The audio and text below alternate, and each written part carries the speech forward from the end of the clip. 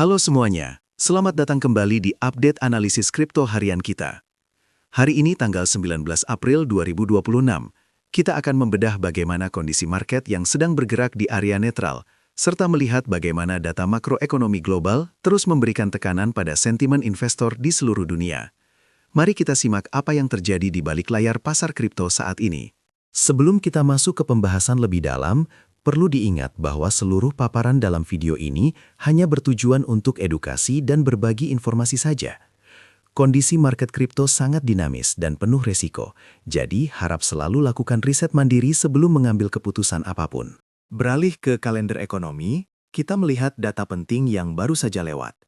Ada data Core PPI dan PPI Amerika Serikat yang dirilis pekan lalu, serta data pengangguran dan pertumbuhan ekonomi dari Inggris dan Australia. Data-data ini terus dipantau karena menjadi acuan kebijakan moneter global yang nantinya akan menentukan arah likuiditas di pasar kripto. Berita pertama datang dari kebijakan Federal Reserve. Pejabat Fed saat ini sedang mempertimbangkan kembali rencana pemotongan suku bunga di tengah meredanya ketegangan geopolitik di Timur Tengah. Hal ini membuat pasar harus bersiap dengan skenario di mana suku bunga tinggi mungkin akan bertahan sedikit lebih lama dari perkiraan sebelumnya. Selanjutnya dari kawasan Eropa, inflasi mulai menunjukkan tanda stabilisasi berkat penurunan harga energi. Bank Sentral Eropa kini mulai lebih berhati-hati dalam pengambilan kebijakan kenaikan suku bunga. Jika inflasi terus melandai, ini bisa menjadi napas segar bagi aset beresiko. Namun ketidakpastian energi masih menjadi bayang-bayang utama. Terakhir, data lapangan kerja Amerika Serikat menunjukkan pertumbuhan upah yang terbatas dengan tingkat pengangguran yang stabil. Pasar tenaga kerja yang resilient ini memberikan sinyal bahwa tekanan inflasi mungkin tidak seburuk yang dikhawatirkan.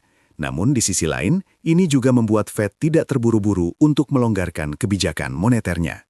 Indeks Fear and Greed saat ini berada di angka 57, yang artinya market masih berada di zona netral.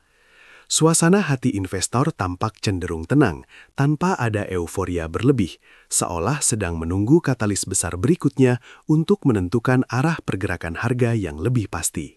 Melihat indikator Pi Cycle Top, kita saat ini berada jauh di bawah garis lampu peringatan. Harga Bitcoin di kisaran $75.000 masih berada di bawah angka rata-rata yang sering dikaitkan dengan puncak siklus. Ini menandakan bahwa secara teknikal, kita belum mendekati fase overheat yang biasanya ditandai oleh indikator ini. Untuk Puel Multiple, angkanya berada di posisi 0,8.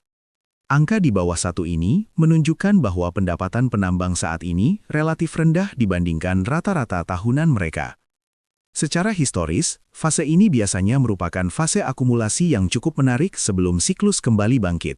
Jika kita melirik dari 30 indikator siklus utama, semuanya belum ada yang memberikan sinyal merah atau fase distribusi. Indikator besar seperti NUPL, MVRV Z-Score, hingga Rainbow Chart, semuanya masih berada di area yang cukup sehat. Ini mengindikasikan bahwa siklus pasar saat ini masih dalam fase yang terkendali.